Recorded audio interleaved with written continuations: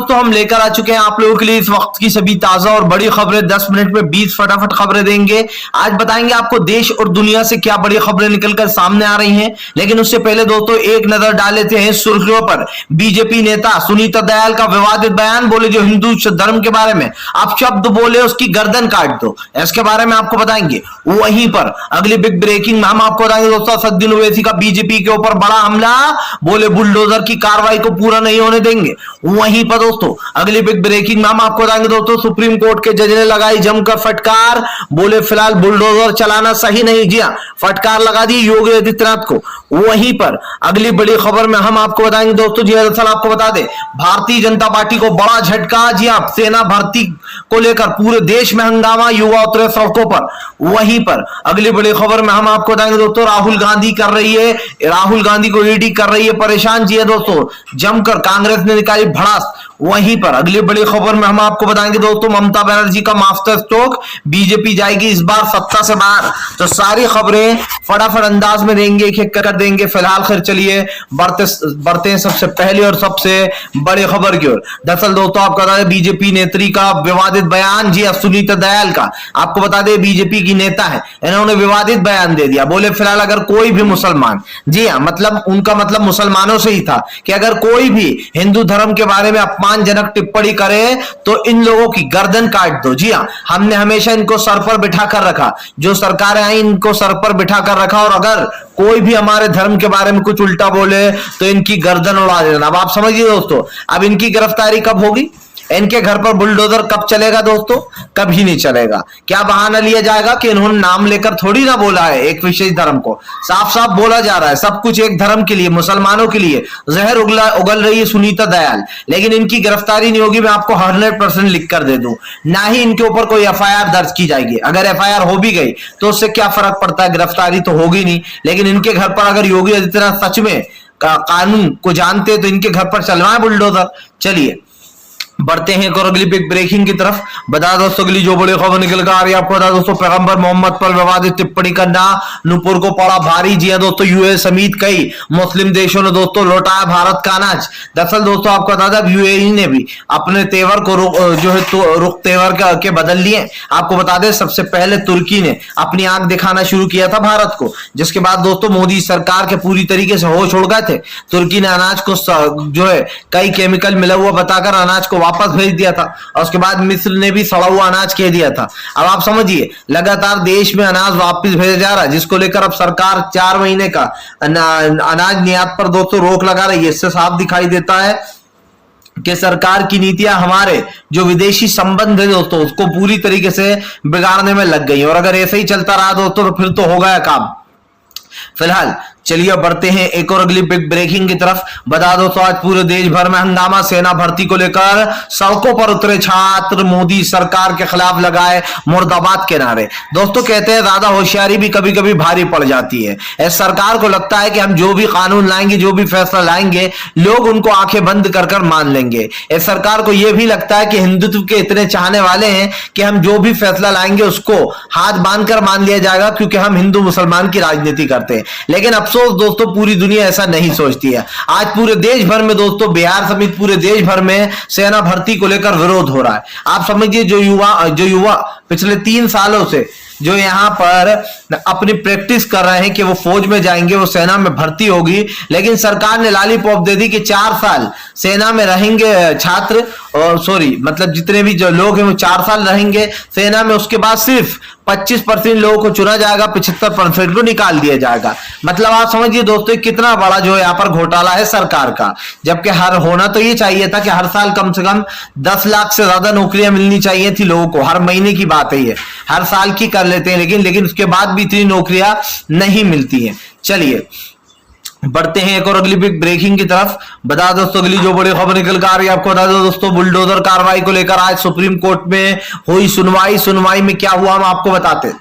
दोस्तों हमें जैसे कि पहले ही पता था कि सुप्रीम कोर्ट में सुनवाई तो चल रही है, लेकिन कोई चमत्कार की उम्मीद मत करना। आप समझिए सुप्रीम कोर्ट और हाई कोर्ट इतने दिनों तक चुप रहे, क्यों चुप रहा है, ये सबसे बड़ा सवाल बन चुका है इस देश का। इस देश में दोस्तों हमारे सर्वोच्चतम न्यायालय जो कि सुप्रीम कोर्ट माना जाता है, आप समझिए दोस्तों, और सुप्रीम कोर्ट से लोगों को काफी उम्मीदें होती है। लेकिन अफसोस की बात यह कि जब योगी का बुलडोजर चल रहा था तो सुप्रीम कोर्ट भी चुप बैठा था। जी हाँ, ना ही हाई कोर्ट ने कुछ दखल अंदाजी की, ना ही सुप्रीम कोर्ट ने कुछ दखल अंदाजी की। सवाल ये हमारा नहीं, प्रशांत भूषण जो है जिनके ऊपर जुर्माना लगाया गया था 1 रुपए का, उन्होंने भी ये बात कही कि सुप्रीम कोर्ट और हाई कोर्ट पर सवाल उठने चाहिए और उठेंगे। अगर सुप्रीम कोर्ट को हमारी बात अच्छी नहीं लगती तो हमारा वीडियो ना देखें।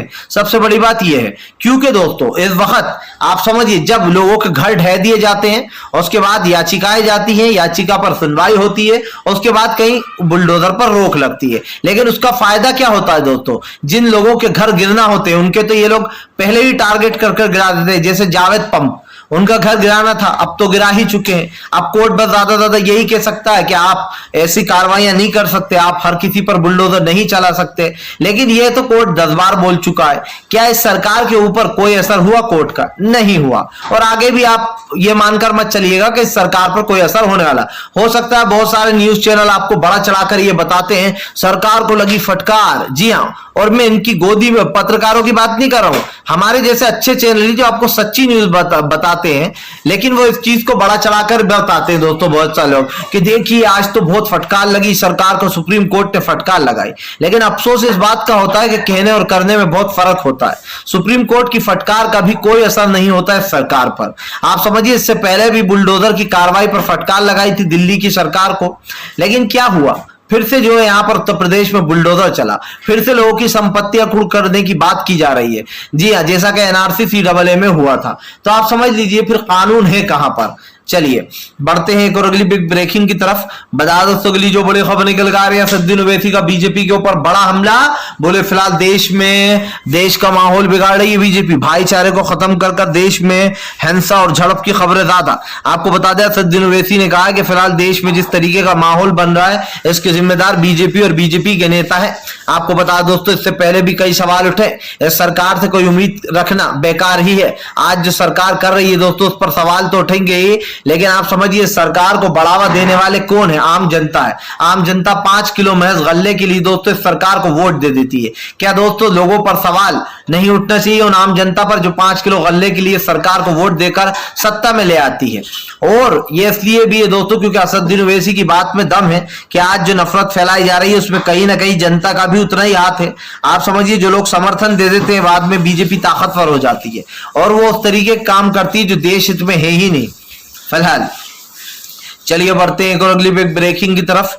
बता दोस्तों अगली जो बड़ी खबर निकल कर आ रही है आपको दोस्तों, ईडी के ऊपर राहुल गांधी का जमकर हमला, ईडी को लिया आड़े हाथ। दरअसल दोस्तों आपको बता दें राहुल गांधी लगातार 3 दिन से ईडी के सामने पेश हो रहा है और परेशान हो रहा है। लेकिन दोस्तों अभी भी राहुल गांधी को जो यहाँ पर राहत नहीं मिली। अभी भी राहुल गांधी को शुक्रवार के दिन बुलाया है और उनसे फिर पूछताछ होगी। आपको बता दें दोस्तों राहुल गांधी को जानबूझकर परेशान किया जा रहा है या फिर मोदी सरकार राहुल गांधी को गिरफ्तार करवाने का प्लान बना चुकी है। आपने देखा सत्येंद्र जैन से लगातार पूछताछ हुई, कई दिन पूछताछ हुई, उसके बाद सत्येंद्र जैन को गिरफ्तार कर लिया गया। लेकिन अफसोस की बात यह है कि हमारे देश में उन लोगों के ऊपर ईडी के छापे नहीं पड़ते जिनके पास सच में काला धन है या फिर जिन्होंने घोटाले किए हैं। बाबा रामदेव से कोई नहीं पूछता जो उन्होंने ऑयल कंपनियों में और जो शहद में आप समझिए कितने प्रतिशत जो है शुगर मिलाई थी।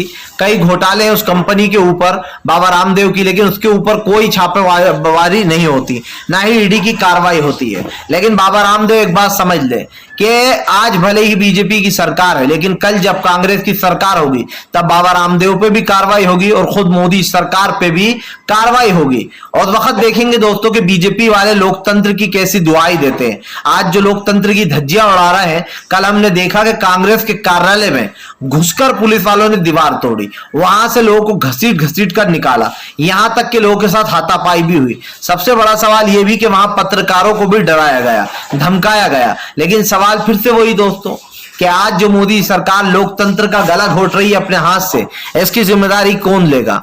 और आप समझिए पैगंबर मोहम्मद साहब के बारे में विवादित टिप्पणियां दी जाती हैं, अरब देशों से खाड़ी देशों से हमें नफरत भेजी जाती है, सीधी सीधी चेतावनी दी जाती है कि पैगंबर मोहम्मद साहब की बेदबी नहीं सहन करेंगे। लेकिन उसके बाद भी जो होता है वो आपके और हमारे सामने।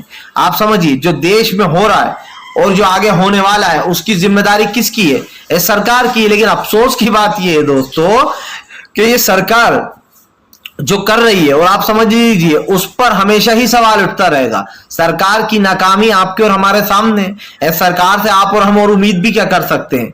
फिलहाल अगर आपको दोस्तों हमारी न्यूज जरा भी अच्छी लगती है और आप हमारे चैनल को जो यहाँ पर पसंद करते हैं, तो इस चैनल को ज्यादा से ज्यादा सब्सक्राइब कीजिए, वीडियो को लाइक कीजिए और पास में घंटी आएगी सब्सक्राइब के बाद, उसको जरूर दबाएं ताकि आगे भी इस तरीके की वीडियो